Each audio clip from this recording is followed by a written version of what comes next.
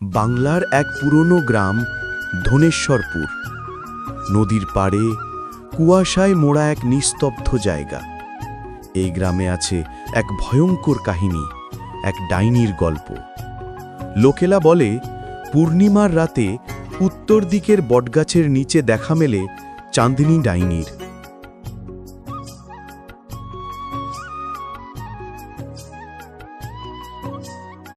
গল্পটা হলো অনেক আগের। একদিন সুমি আর রাকিব ট্রেনের জন্য অপেক্ষা করছিল, কিন্তু ওই এক্সপ্রেসে কোনো লোক নেই। ধুর, এত রাত হয়ে গেছে, আজ মনে হয় না ট্রেন আসবে। আশেপাশে তো কাউকে দেখছি না।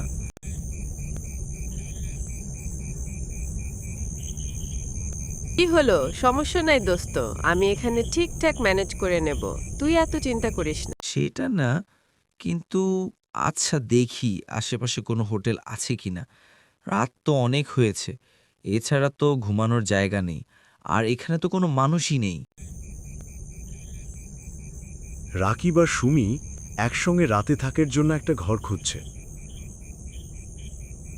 রাকিব, আমার মনে হয় আমরা হারিয়ে গেছি, চল ফিরে যাই, আমার ভয় লাগছে। আরে তুই খালি চিন্তা করছো, আমি বলছি কিছু হবে না। আমি টিভিতে এই জায়গা সম্পর্কে শুনেছি, এটা একটা অভিশপ্ত জায়গা।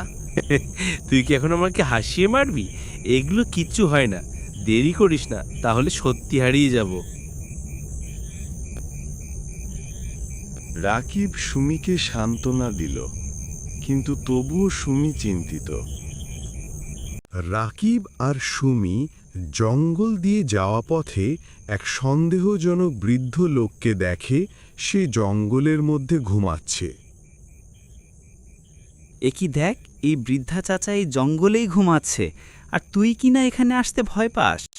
আমার তো মনে হয় উনি অসুস্থ। দাঁড়া, আমি দেখছি। চাচা, ও চাচা। আপনারা এসে গেছেন? আমি তো আপনাদের জন্য অপেক্ষা করছিলাম। উনি কি বলছে? আমার তো সন্দেহ হচ্ছে, চল আমরা ফিরে যাই। আচ্ছা দেখি কি বিপদে পড়ি। রাকিব সুমিকে যতই বোঝাক না কেন, সুমির চিন্তা কমছে না। তার ধীরে ধীরে ভয় সৃষ্টি হচ্ছে।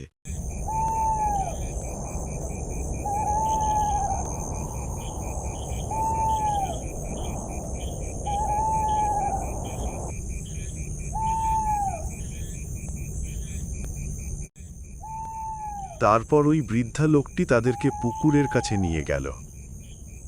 আরে চাচা, আপনি আমাদের এখানে নিয়ে আসলেন কেন?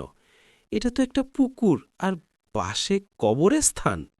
আমি তো আগেই বলছি, ওনাকে আমার প্রথম থেকেই সন্দেহ হয়েছে। তা না হলে উনি জঙ্গলে ঘুমায়? চাচার বয়স হয়েছে মনে হয়, তিনি দাড়ি যাওয়ার রাস্তা ভুলে গেছে। আমার তো তা মনে হয় না। আর উনি তো বলল উনি আমাদের জন্য অপেক্ষা করছে।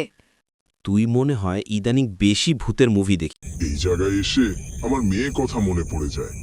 এখানে আসতে সে খুব পছন্দ করত। আমরা খুব গরিব ছিলাম, তবুও গ্রামের মানুষ আমাদের ভালোবাসত। আমি বলতে গেলে বেকারই ছিলাম,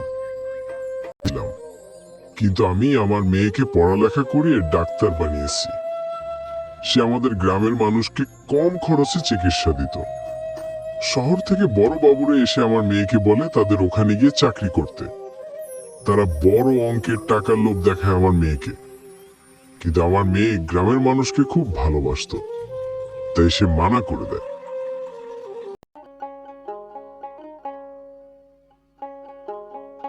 বাবা, এসে খেয়ে নাও, তা না হলে ঠান্ডা হয়ে যাবে খাবার। আমার মনে হয় তুই শহরে গেলেই ভালো হবে আমাদের। এই গ্রামে থেকে শুধু শুধু নিজের প্রতিভা কেন নষ্ট করবি?